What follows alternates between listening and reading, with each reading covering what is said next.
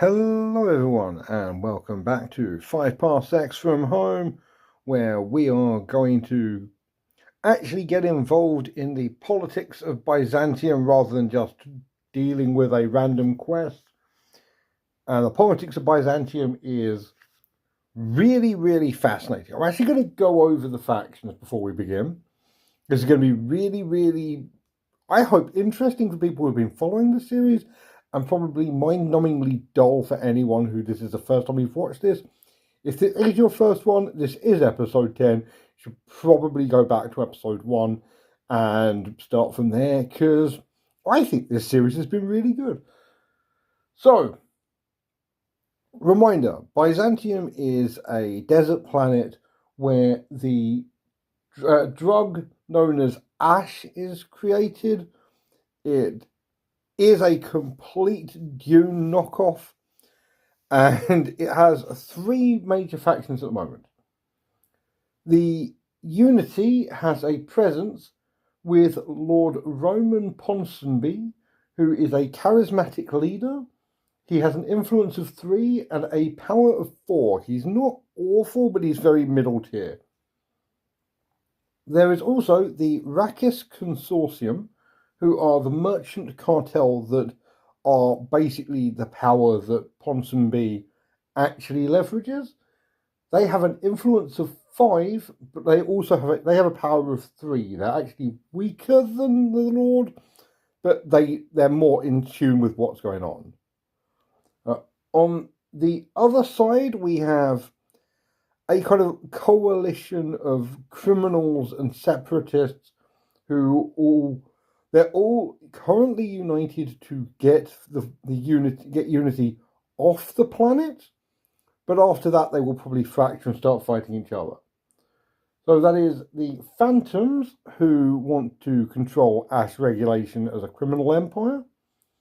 There is the Ashlanders, who want to use Ash specifically for the people of Byzantium, and they are currently being controlled by Oberon Khan, who is, you probably actually do the stats.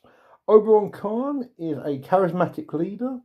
He's influence and power 2. He's not actually that good, but he has managed to get them more or less on side for now.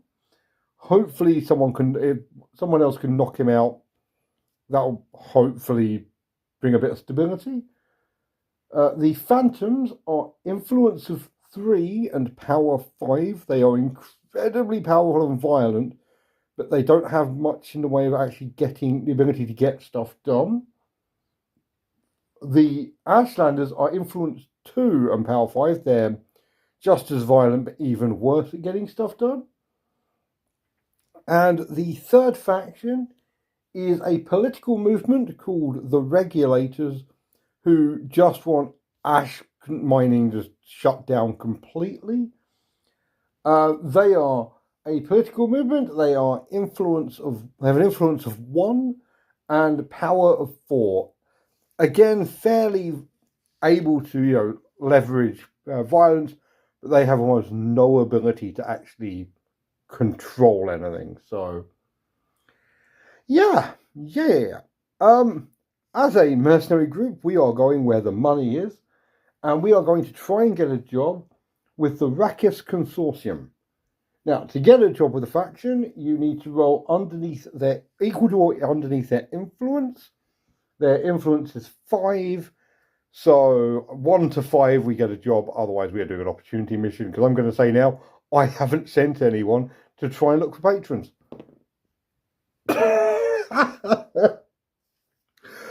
The Rakis Consortium does not want to speak to me. Probably because we've been dicking around on this planet for the last few weeks and they just want us gone at this point.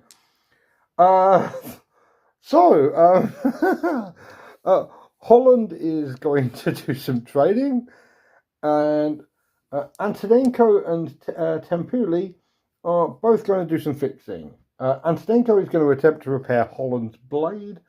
Tempuli is going to attempt to repair the flex armor, because I'm going to give the flex armor to Holland, because Holland wants to stay still, and that will put him up to toughness 6 when he's stationary. So the blade succeeds. He has his sword back, and the flex armor also succeeds. Okay, so yeah, Holland has a hunting rifle, marksman's rifle. Which one's he got? One of them. He's got a hunting rifle with a seeker sight and a beam light. So he really genuinely wants to stay still. It makes him incredibly accurate, and he hits like a truck at a range of 30 inches. But if he moves, he's rubbish. So if I get with the flex armor, it essentially makes him toughness 6 when stationary, which means he can just be on a high place and just shoot at things. Yeah, you can go full sniper. I may actually give him the grapnel launcher as well, because then he can spend his first turn just using the grappling hook to get up high, and then he just doesn't need to move. Ooh, that's actually quite tempting. I will think about it. But for now, we have an opportunity mission. Yay! So, what are our deployment conditions for our opportunity mission, I hear you ask? Well, that is 63. For opportunity, that is surprise encounter. The enemy can't act on the first round. Great! Is there a notable sight? 87. 87 is peculiar item. Ooh, plus 2 XP if we grab it. That could be interesting. I want to start getting actually I want to start getting some extra curricular, like the advanced training for the this lot. It's expensive here, but on the other hand, could be worth it if I can get Tempuli to be Tempuli or Antonenko to be a medic. That would be real useful. Who are we fighting? We are fighting 8. That's criminals. We're fighting some criminals, and those criminals are 5. 5 is just gangers. Just gangers. Plus 2 to the number, so there's 6 of them. They're not great, but there's a lot of them, and they run away when they get hit. Their gear is 1A, which is 4 and 5. Military rifles, and the specialists have hunting rifles. Okay. That's quite fun, actually. Yeah, hell yeah. The real question, though, is what is the actual mission we are going to do? Now we're not just doing a straight-up fight. And that is 73. We have 2 objectives, and we need to do both of them. Oh, how I have missed you, he said sarcastically. First mission is 77. Secure. I believe secure is grab the middle of the table. Come on. I could check this after I've rolled, but I'm here now. Then 2 consecutive rounds with your crew within 2 inches of the centre of the table. Actually, could be quite easy for you to keep making them run off. Second one. 77. Oh, okay, so we've got secure twice. What happens if you roll the same twice?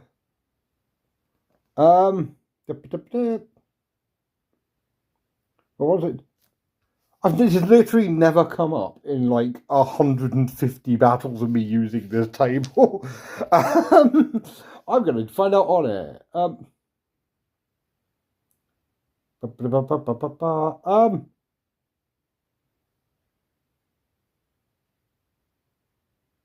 Oh, okay. Sorry, I've just noticed that a bunch of these, it does actually say objectives cannot typically be completed automatically, even if all enemies are driven off. Oh dear. Cool. Do you know? Oh, objectives which are placed in the center of the table should be moved 1d6 inches in a random direction when placing them. So actually, I have to secure two spaces simultaneously, and I can't just... that's really interesting. That's going to be fun. Yeah, I can't just kill everyone. I'm going to have to actually do it within a time limit.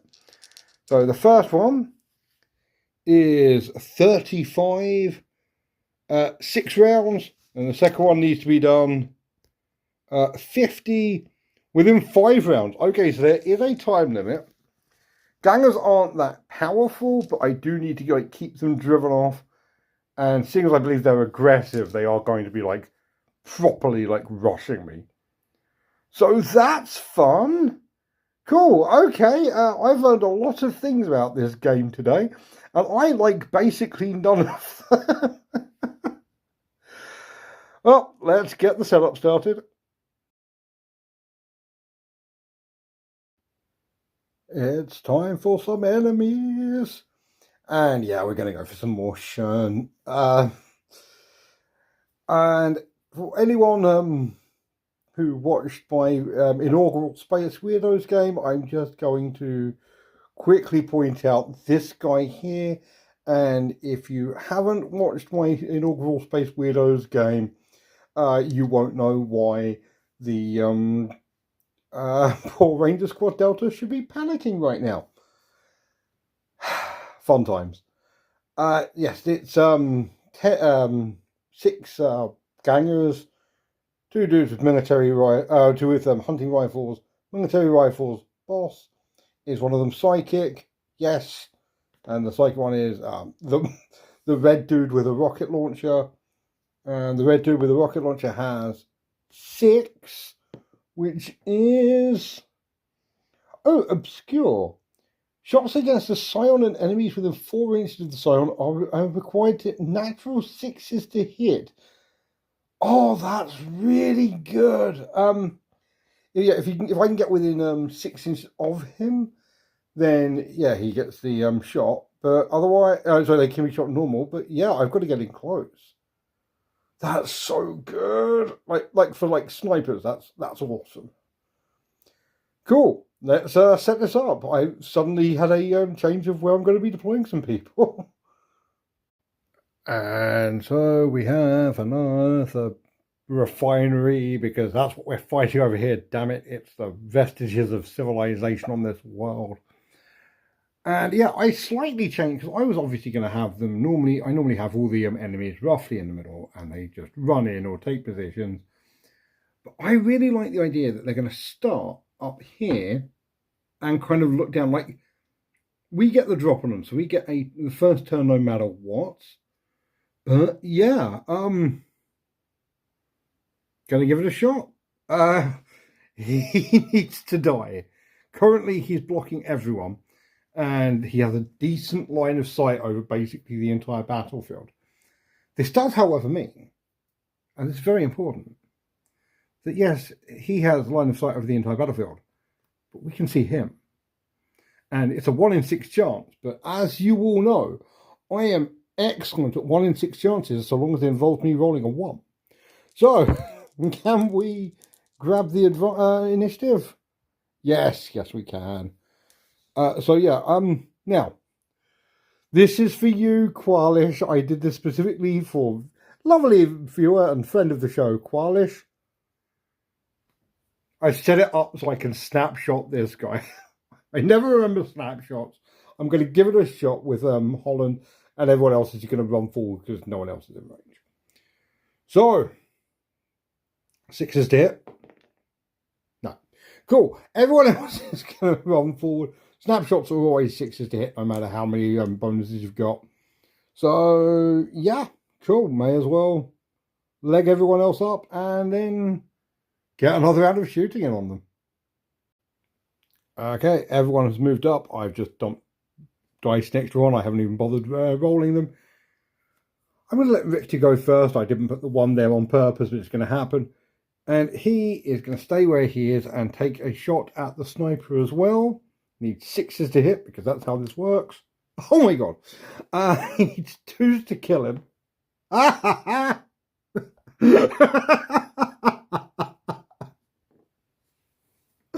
Okay, so I have genuinely spent about 10 minutes looking at this going, oh God, how am I going to deal with these snipers up there? They're going to be so dangerous. They're going to look down upon this battlefield and they shall truly murder us all.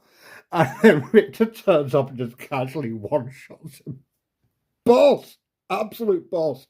Fuck it. Holland's going to stay where he is and take a shot at the other one. Sorry, I was expecting that so little. Okay, so he's now 5 to hit, plus 2 for combat, so that takes him down to 3, plus 1 for for the seeker sight. So that's 2's to hit, re-rolling 1s. He hits, and it's a crit, so it's double hit, damage 1, 2's to kill. Yeah, the second sniper. This sniper duel was not as tense and as epic as I thought it was going to be. But, yeah, Tempuli.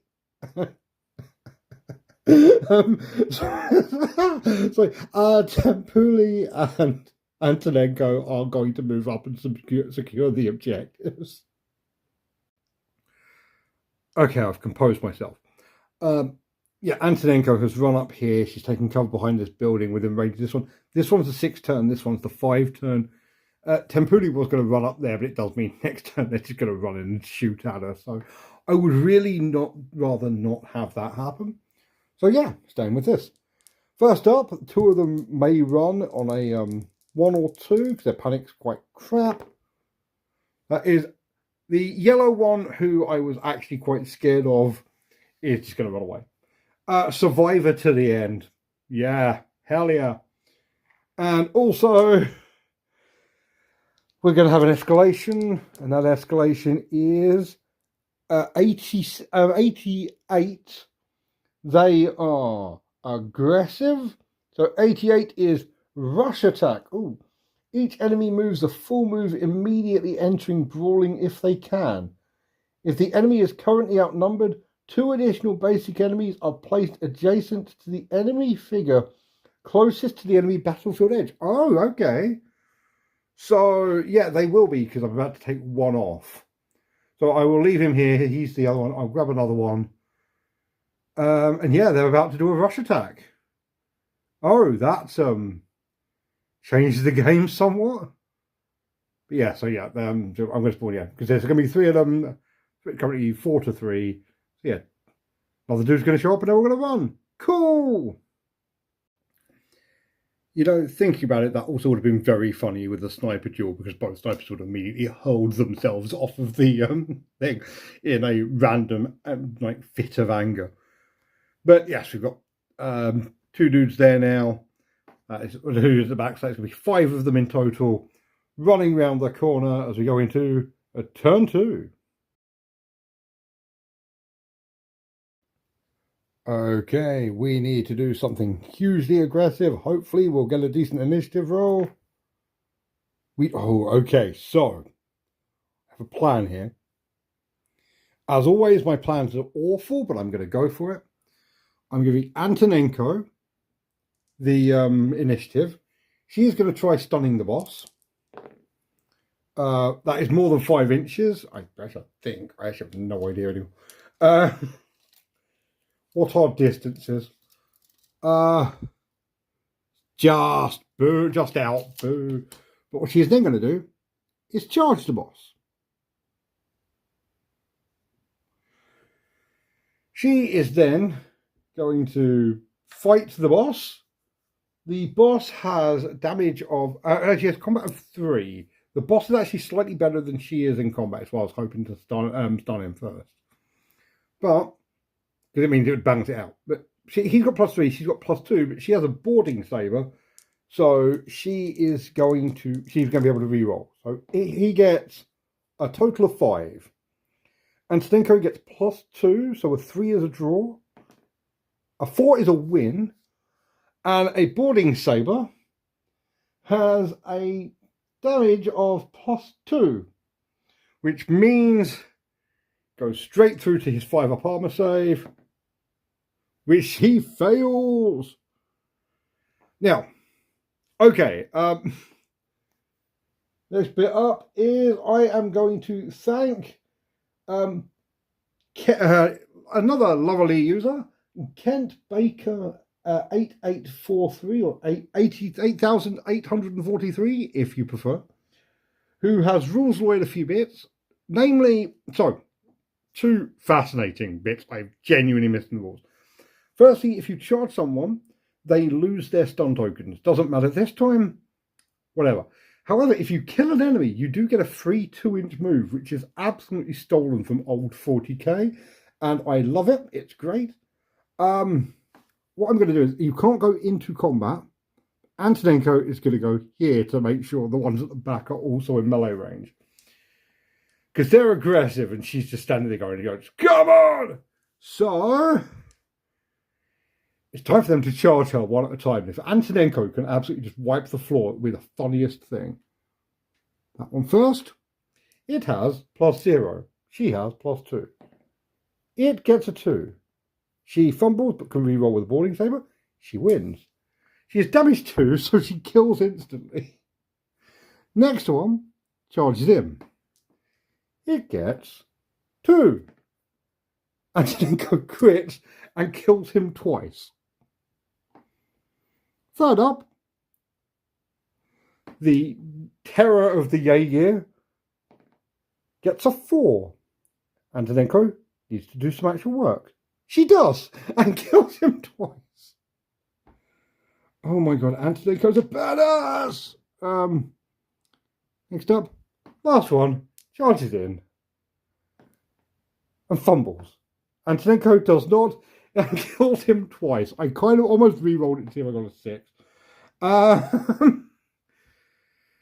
Yeah, Antonenko clears the field, but as we have just established, that doesn't mean we're going to win.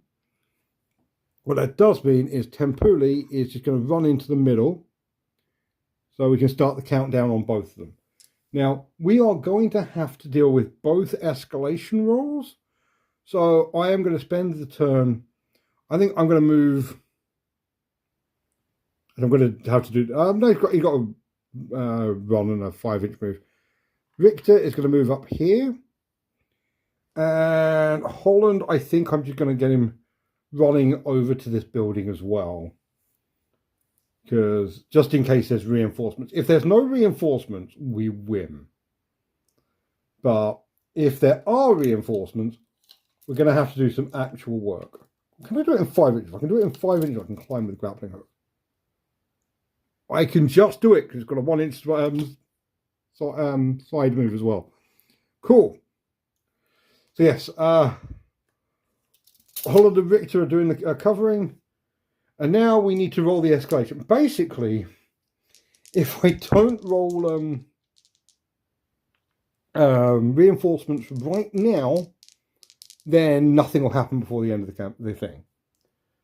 That is morale increase. The complete lack of survivors are now a lot braver than they were before. Meaning that, oh, honey, so that one's 5 to, no, they're both going to score at the same time. So we end on one turn. Next, there is also, just in case, I guess, do the battlefield event of 90. What is 90? It doesn't actually matter what the battlefield event is, but it might be. Yeah, loot. 90 is... Oh, I found something. Randomly select a crew member and place a marker 1d6 inches away. And if you get it, it'll be a loot roll. Okay, this is going to be a fun mission, isn't it? Let's go. 1, 2, 3, 4. 1. Okay, Antonenko has, of course, found a goddamn loot marker as well. And the loot marker is 5 inches back from where she is. So, like here, you know what? I'm actually going to play this out on the simple basis of no enemies can turn up, but I have 2 turns. So, Solid. Richter can move down because Richter can move and shoot just in case enemy reinforcements would show up. Richter is going to grab the loot crate. Antonenko is going to spend one round running 9. And you're going to watch me measuring this. 9 inches gets her to here. Next round is going to get her onto that to grab Antonenko the 2 XP she richly deserves. Turn 4 ends with us grabbing both of them. And just in case something happens, there's going to be another roll. See, this, kids, is why you end on end on everyone's dead. 62. A desperate plan. A random enemy figure in your crew cannot act next round. Cool. Doesn't matter. We have succeeded. I guess technically there's an escalation roll of 12. Their morale increases again. The corpses are even less likely to run away.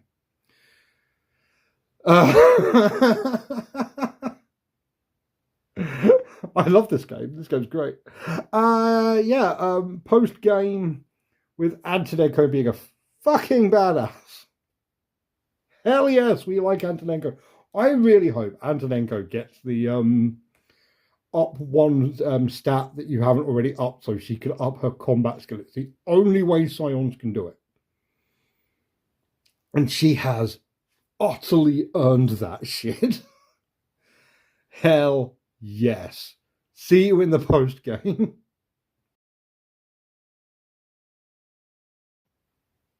Okay, you all saw it. I really, really tried to set a tag that against me. That I genuinely tried. That was so good. Oh my god. Excellent. Okay, so we held the field and they are criminals, so we rolled twice, and double ones make them mega rivals. No, they do not want more pieces of us. That is fair. I don't even know what we were doing there. Just grabbing a random thing. That was I feel quite bad, honestly. But meh. They shouldn't have stepped to us. There's no patrons, there's no quest. That was just an opportunity mission to stretch our legs. We get paid. We get paid 5 credits. Also, they have a bounty, so on a 1 to 3, we get that many credits. No. Cool. I will take 5 credits. We held the field, so that is battlefield find as well for 92. What is 92? Nothing of value. You know what? Fair enough. Something. If that's the worst that happens today, I'm okay with that. Okay. We have a faction action.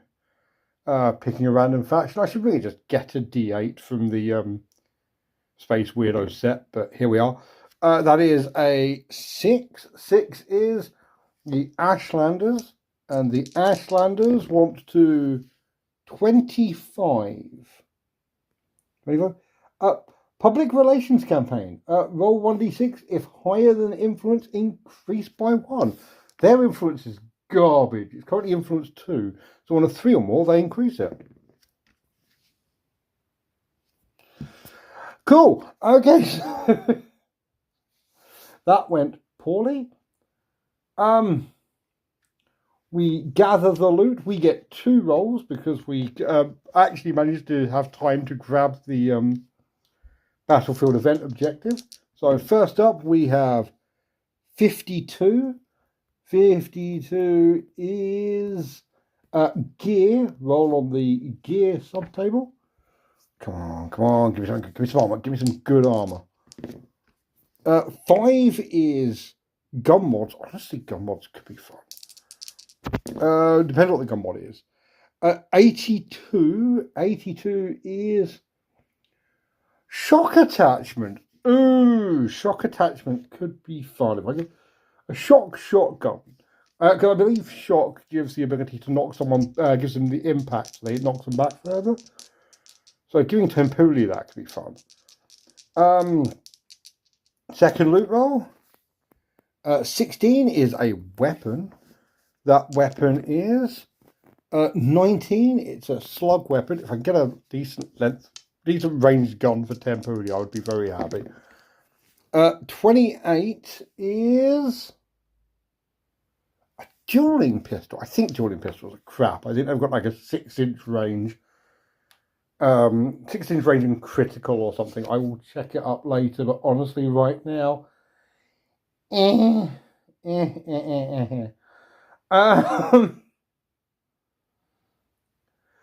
yeah, cool. Sorry, I'm still in a little bit of shock at how well that mission went. As you might be able to tell by the noises I am currently making. There are no injuries, which is a fascinating turn of events. We do get a crap load of XP. Antonenko gets 5. Richter gets 4. Everyone else gets 3. So I am going to be spending the 5 XP that Antonenko gets, giving her speed 8 now. So she's insanely fast and tough. Probably do is start getting her reactions up, because she can knock a few people out. That'll be really good. Yeah. Character events. The character event is for Richter. Richter, who was there too. That's not fair. Richter gets 45. Richter got the kill that made that entire mission doable. That was really meant to be a far, far worse fight than it was. Like, I set it up to be a dangerous fight. And Richter was awesome. Equipment malfunction. If there are any items in your because this is the campaign comes first. Any items in your stash, a random item is damaged and must be repaired. Okay. We've got a shotgun and the duplicator. So high is the duplicator. Oh no, we have a damaged shotgun. Now I roll Richter's character event. And get 31. 31, it's time for a makeover. Richter is going to... What the hell? I might give Richter some tattoos. He feels like someone who should have like a sleeve or like a death from above tattoo on his arm or something. Definitely something on that arm so people could see it. I'm going to see if I can give him like a little tattoo or something. He has earned it. He has definitely earned it. Honestly, I might give... No, you won't be able to see it. I was about to say I might give the same tattoo to Antonenko, but you absolutely cannot see her arm, so if we did it on the same one, that'd be kind of rubbish. Yeah, no, Richter is going to get a tattoo. Cool. And now, finally, the faction events on this incredibly silly turn. I've just what even the hell is going on? A faction event is 72, which is public display of support. A random faction gains +1 influence. Okay, what faction is getting +1 influence? 8. There is no 8, so I'm going to have to roll again. 5. Which one's 5? Oh, it's the Ashlanders anyway. So the Ashlanders try to get some influence. That fails, but it turns out the public really like them anyway. So, yeah, cool. Okay. Oh, this was such a weird mission. I'm so glad I've done it. Yeah, thank you so much for watching. I'm going to have to work out what the hell is going to happen next. Yeah, in the meantime, thank you so much for watching and have a great night. Oh, if you want to see what the hell is going to happen next, because, this, by the way, is the 10th mission. So we're a fifth of the way through this campaign. And I have no idea I don't know what's going on. It's nonsense. It's mad. And I'm Like, this is the most chaotic campaign I think we've had so far, and I'm so excited. And if you're as excited as I am, I hope you join me next time by subscribing and getting notification so you know when the next video turns up. And in the meantime, thank you so much for watching and have a great night. Bye.